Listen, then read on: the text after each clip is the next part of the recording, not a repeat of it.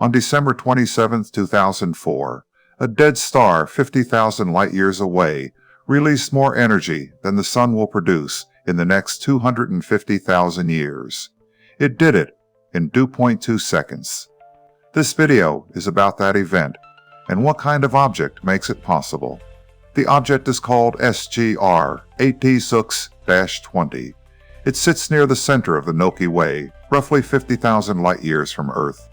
When it fired, the gamma rays crossed that entire distance and arrived here, measurably.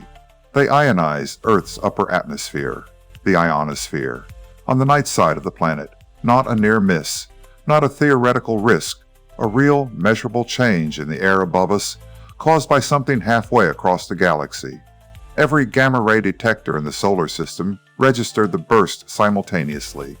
Satellites built to observe the most violent events in the known universe simply maxed out.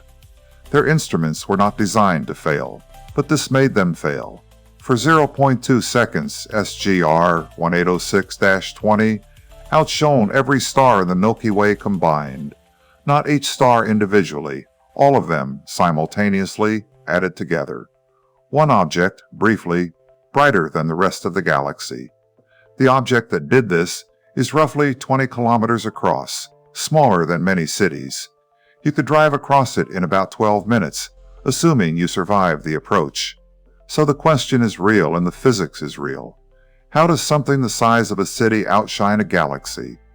The answer requires understanding what SGR 1806-20 actually is, and what it had been building toward for years. SGR 1806-20 is a magnetar, a subclass of neutron star. The distinction matters. Most neutron stars are pulsars. They radiate because they spin. Magnetars are different. Their energy comes from the field itself. There are roughly 10 to 30 million neutron stars in the Milky Way. About 30 of them are confirmed magnetars.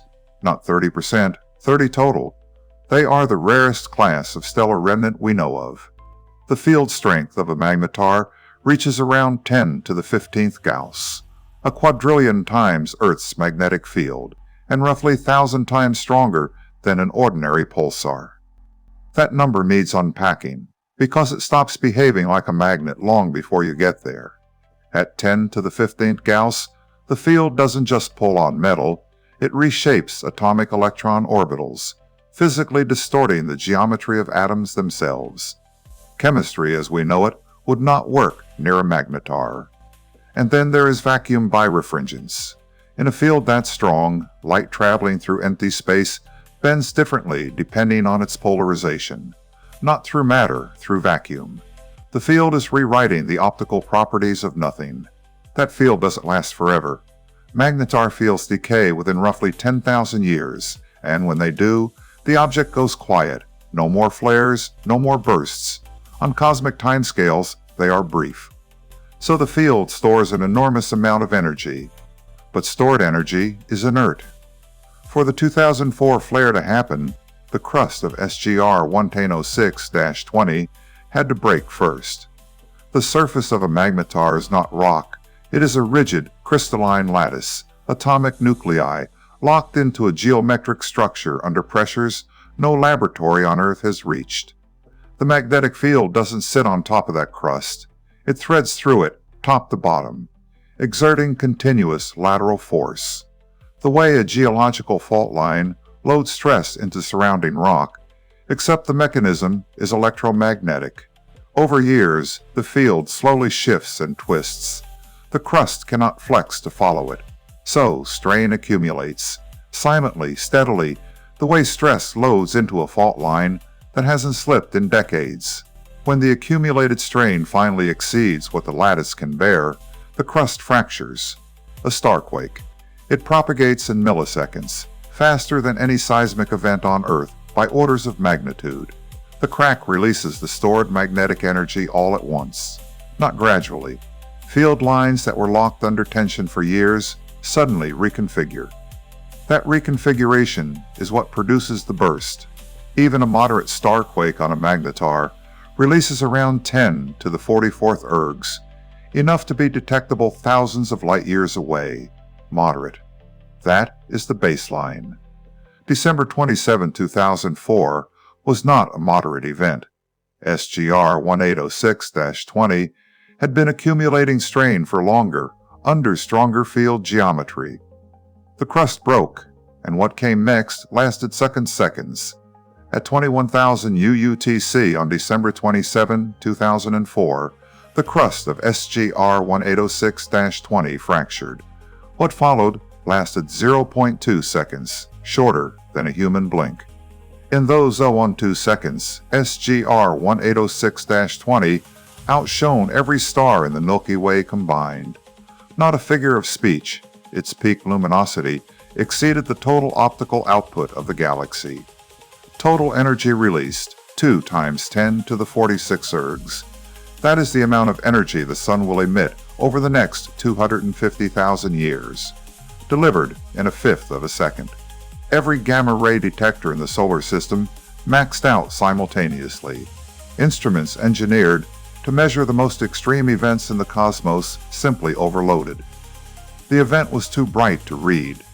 The initial peak subsided, but the event wasn't over.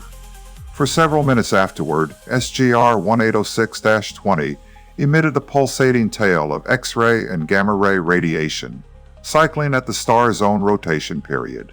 50,000 light-years away, on the night side of Earth, the ionosphere ionized. The gamma rays had crossed the galaxy and measurably altered our atmosphere. Not a near miss, a measurement. Before that moment, SGR 1806-20 had been quiet, no warning, no detectable precursor. The strain had built in silence for years, and then it wasn't silent anymore. In April 2020, a magnetar called SGR 1935 plus 254 fired a radio burst strong enough to detect across the entire Milky Way. It was the first time we had directly caught a magnetar producing one. For years, astronomers had been detecting fast radio bursts from other galaxies, brief, intense radio flashes with no confirmed source. The 2020 event identified the mechanism. Magnetars can do this. Whether every fast radio burst originates from a magnetar remains an open question. But the 2020 detection closed one gap. The mechanism is real, and objects like SGR 1806-20 are candidates for signals we've been receiving from billions of light-years away. The 2004 flare was not a near miss. At 50,000 light-years, there was no danger, only data. The ionosphere changed by a measurable amount, and we had the instruments to notice. That is what made it useful.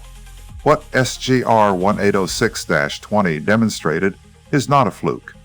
It is the physics of what happens when roughly 2 solar masses are compressed into 20 kilometers and wrapped in the strongest magnetic field matter can produce. The 2004 event was that system operating at its limit. Magnetar fields decay. Within roughly 10,000 years, SGR 86-20 will shed its field and become an ordinary, silent neutron star. 10 millennia is brief, even by the standards of a single stellar lifetime. We happen to exist in this galaxy during its active phase. On December 27, 2004, a city-sized object 50,000 light-years away reached its breaking point, and we were here, instruments running, to catch it.